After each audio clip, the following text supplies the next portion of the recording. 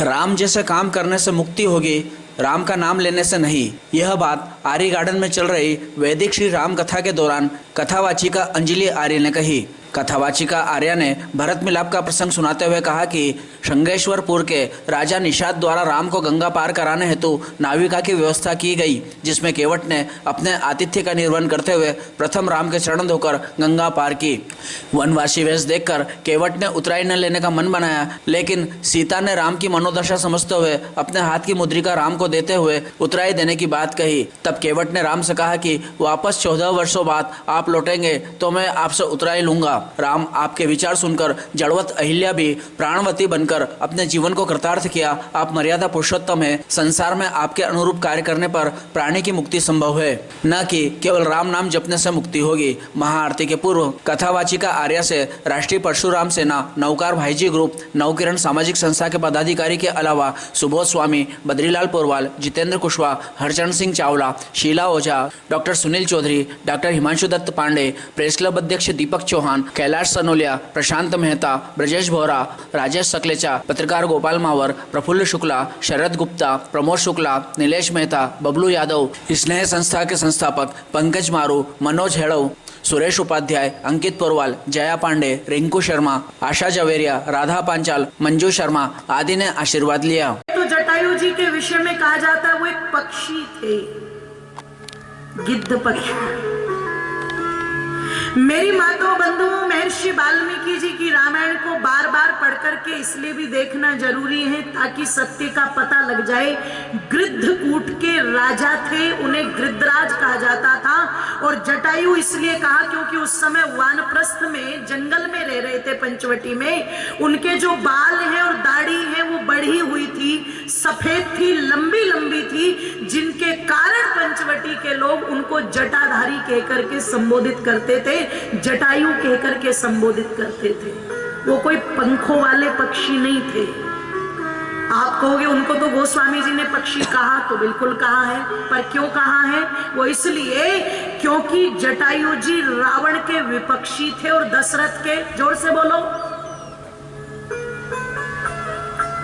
पक्ष विपक्ष, इसलिए गोस्वामी जी ने उनको पक्षी कहा है। वो पंखों वाले उड़ने वाले पक्षी नहीं थे मनुष्य। और कैसे पता चला? जब जटायु जी से मिले और राम जी ने परिचय दिया तो खुश होकर के गले से लगा करके कहते हैं, राम तुम नहीं जानते दशरथ और मैं एक साथ ही गुरुकुल में पढ़े हैं।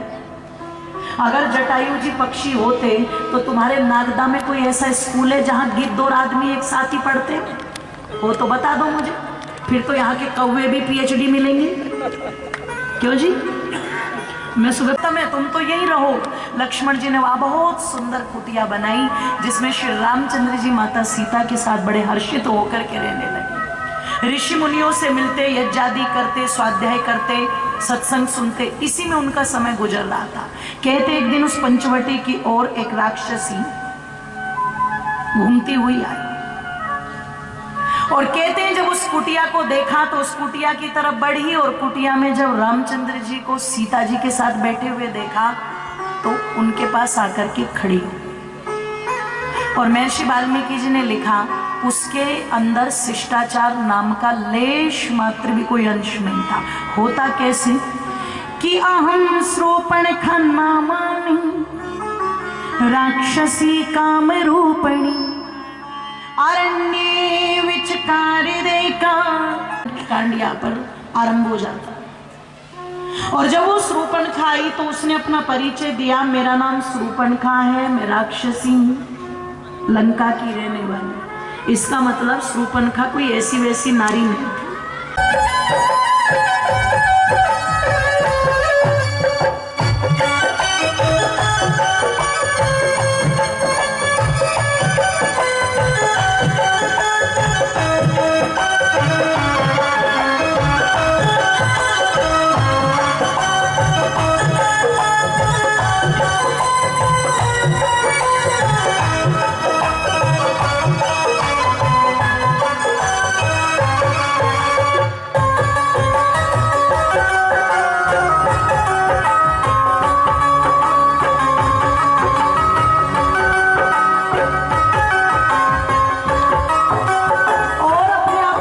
उसके क्या कहती प्यारी प्यारी धड़कन जयकारी प्यारी ओ लगती प्यारी प्यारी धड़कन जयकारी प्यारी ओ लगती प्यारी प्यारी इस टिकली जोड़ी पर जाओ जी इस टिकल जोड़ी पर जाओ जी बलिहार मुस्कनिया तेरी रंग रंग मुस्कनिया पे बलिहार राघव जी ओ बलिहार राघव जी ओ बलिहार राघव जी ओ बलिहार राघव जी तेरी मंद मंद मुस्कनिया पे हरी मंद मंद मुस्कनिया पे बलिहार राघव जी बलिहार राघव जी बलिहारी राघव जी बलिहारी राघव जी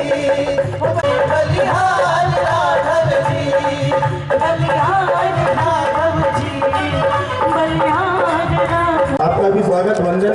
इसके बाद आप भी मंच पर आए। हमारे बीच में नवकिरण सामाजिक संस्था अध्यक्ष मीना जी अग्रवाल जी के साथ पूरी टीम मौजूद है। आप भी मंच पर आए।